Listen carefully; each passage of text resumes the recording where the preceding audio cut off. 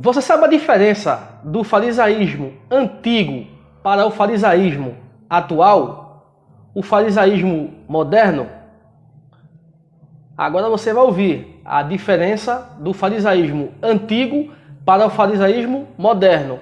Mas antes de tudo, curta as nossas mensagens, se inscreva em nosso canal e compartilhe para que possa chegar ao ouvido daquelas pessoas que necessitam ouvir uma mensagem de libertação, se libertar desses cães gulosos que ficam pregando mentiras há séculos. Vamos lá, vamos pegar o capítulo 23 do livro de Mateus e vamos fazer uma comparação do farisaísmo antigo para o farisaísmo atual, que é o farisaísmo moderno. Mateus 23, vamos começar a ler a partir do versículo 1. Então, Jesus pregou às multidões e aos seus discípulos: os escribas e os fariseus se assentam na cadeira de Moisés. Fazei e obedecei, portanto, a tudo quanto eles vos disserem. Contudo, não façais o que eles fazem, porquanto não praticam o que ensinam. Primeiro ponto que eu queria abordar aqui é que Jesus pediu para os apóstolos, os discípulos, ouvirem atentamente aquilo que os escribas e os fariseus, ou seja, a elite religiosa, falava. Eles tinham que ouvir atentamente, porém, não tinham que praticar aquilo que eles praticavam. Por quê? Porque o que eles falavam, muitas vezes, era correto, estava de acordo, mas eles praticavam coisas totalmente distintas, diferentes. E é o que nós mais temos visto hoje.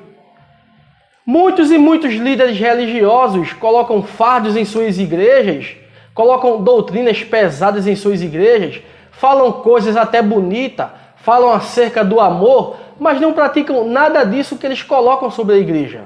Não praticam nada. Muitos até dizem que é errado você ter uma televisão em casa, mas quando você vai na casa do sujeito, tem televisão na sala, na cozinha e até mesmo no banheiro. Então, você vê a incoerência, a desonestidade, a mentira, a falsidade habitando dentro dessas pessoas. Por isso que Jesus disse que vocês tinham que ouvir atentamente aquilo que eles falavam, porém não pratiquem aquilo que eles praticam. Falam em amor, o amor é lindo, você tem que amar seu próximo. Mas vai olhar a vida dele, se ele ama o vizinho? Vai olhar se ele ama o vizinho? Vai olhar ao menos se ele respeita o outro irmão lá, que fundou a igreja igual a dele, igreja Pitu Costal, sei lá dos quantas. Vai ver se ele respeita essa igreja? Não, respeita não. Para ele aquilo ali é um pega-bêbado religioso. É assim que a coisa funciona. É assim que a coisa funciona. Ele fala até coisas bonitas, mas as suas práticas não condizem com aquilo que eles falam. Vamos lá, vamos continuar a leitura. Versículo 4. Eles atam fardos pesados e os colocam sobre os ombros dos homens. Justamente o que eu falei. No entanto, eles próprios não se dispõem a levantar um só dedo para movê-los. Estão vendo o que eu falei? Tudo o que realizam tem como alvo ser observado pelas pessoas. Por isso, fazem seus filactérios bem largos e as franjas de suas vestes mais longas. Isso é o que nós temos visto. Pessoas que fazem, digamos que, várias orações, usando palavras bonitas no intuito de serem observadas pelas pessoas.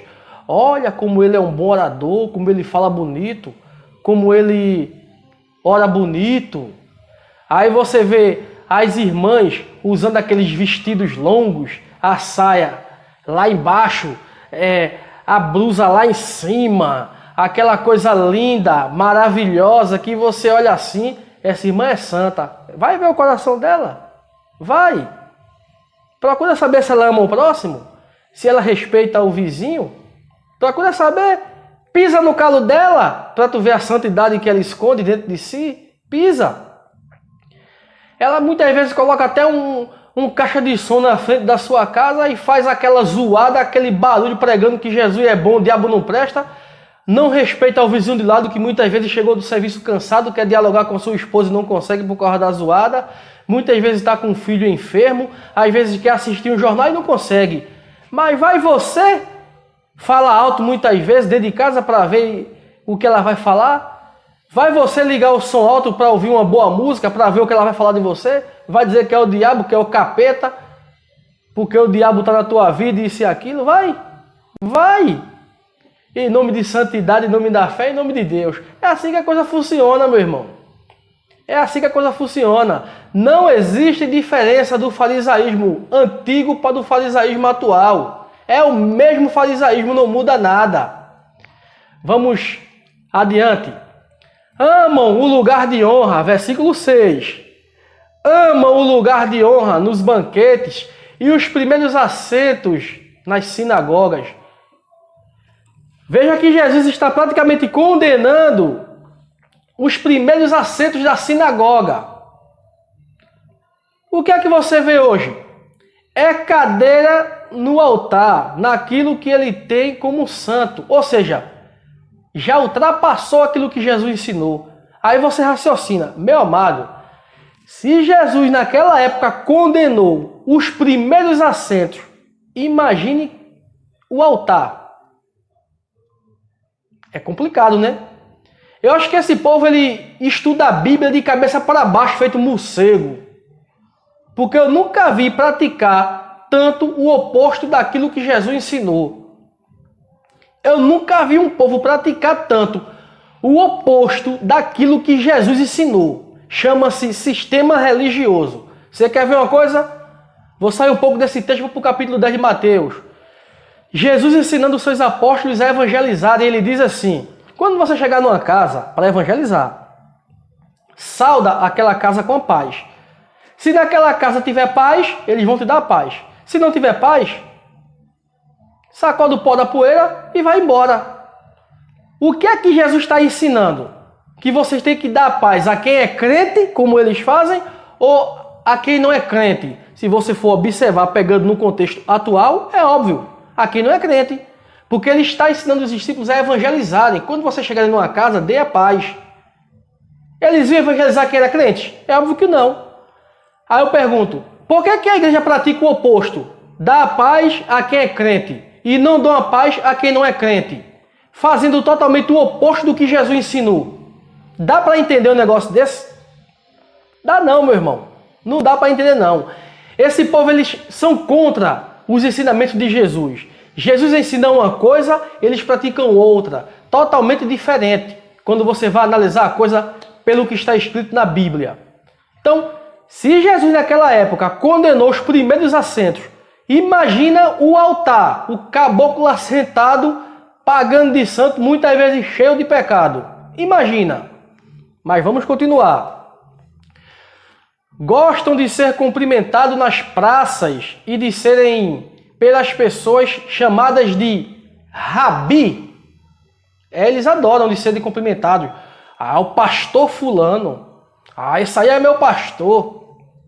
Esse aí é o homem de Deus. Esse homem aí, ô labacida, canta labachúria, senta na tora e ora. Esse aí é o pastor presidente. Eu não sei de onde esse povo tirou o pastor presidente, porque na Bíblia não tem. Na Bíblia não tem. Mas é um tal de pastor presidente que eles tiraram, que eu não sei de onde. Porque na Bíblia não tem. Já esfolhei a Bíblia de Gênesis e Apocalipse e não consegui encontrar. Não tem. Mas vamos lá. Versículo 8. Vós, todavia, não sereis tratados de rabi, pois um só é o vosso mestre, e vós todos sois irmãos. Um só é o vosso mestre, e todos vós são irmãos. Versículo 9. E a ninguém sobre a terra tratai de vosso pai. Detalhe, pai, P maiúsculo, no sentido de líder religioso. Porquanto um só é o vosso pai, P maiúsculo novamente, no intuito de guia espiritual, líder religioso. Um só é o vosso pai, aquele que está no céu. Versículo 10. Também não sereis chamados ou tratados, como quer queira chamar, de líderes, pois um só é o vosso líder, é o Cristo. Pastor. Não queira ser chamado de pastor. Um só é o vosso pastor, Cristo. É por isso que eu digo, meu irmão, só existe um pastor. Um pastor. Um pastor. Um pastor. O resto é pastel, meu irmão. Só existe um pastor e o resto é pastel. Cristo é o pastor. O resto é pastel. Acabou. Acabou. Isso é Cristo que está falando. Só existe um pastor. É Cristo. Acabou. O resto é pastel. Acabou-se. Não tem mimimi, não. Não tem choro, não. Se eu gostasse de mimimi, eu comprava um gato. Entendeu? Se eu gostasse de mimimi, eu comprava um gato. Versículo 11. Porém, o maior dentre vós seja vosso servo. Portanto, todo aquele que a si mesmo se exaltar será humilhado, e todo aquele que a si mesmo se humilhar será exaltado. Ai de vós, doutores da lei e fariseus. Doutores da lei e fariseus, líderes religiosos. Ai de vós, doutores da lei e fariseus, hipócritas, porque fechai o reino dos céus diante dos homens, porquanto vós mesmos não entrais, nem tampouco deixais entrar os que estão a caminho. É isso que eles fazem, meu irmão. Pregam um falso evangelho, convidam você para ir à igreja deles e você vai. E lá ele fecha o caminho para você não entrar. Nem ele entra e nem você. Aí você está lá dentro de um sistema religioso, praticando coisas da lei judaicas que morreram na cruz, achando que está agradando a Deus e não está agradando a Deus. Em nome de Deus. É isso que acontece. Entendeu? Eles fecham a porta do céu. Aí nem entra você, nem entra eles. Eles começam a judaizar a igreja. Colocam coisas na igreja, coisas sobre o gentio, que eram dos judeus. Judaiza a igreja cristã. É isso que eles fazem. Judaizam a igreja cristã. E com coisas que ficaram na cruz, que não servem de mais nada. Versículo 14. Ai de vós, doutores da lei e fariseus, hipócritas, porque devorais as casas das viúvas, e para disfarçar, ensinais longas orações, e por isso recebeis castigo. Vamos ao versículo 15. Vamos ver o que diz o versículo 15. Ai de vós, doutores da lei, fariseus hipócritas, porque viajais por mares e terras para fazer alguém um prosélito. No entanto, uma vez convertido, o tornais 2 vezes mais filhos do inferno do que vós. Preste atenção. Eu vou ler mais uma vez e vou lhe mostrar uma coisa no texto. Muitas vezes você leu e não prestou atenção, não se atentou a isso. Ai de vós, doutores da lei e fariseus, hipócritas, porque viajais por mares e terras para fazer de alguém um prosélito. Sabe o que é fazer proselitismo? É você pregar esse falso evangelho que a galera prega aí, chamando você para dentro de uma religião. Isso é proselitismo. Jesus está condenando. Não sou eu que estou condenando fazer proselitismo, não. É Jesus. Está escrito na Bíblia. Fazer proselitismo. Em nome de Deus. E é o que a gente mais vê. É a gente fazendo proselitismo. Em nome da fé. Em nome de Deus.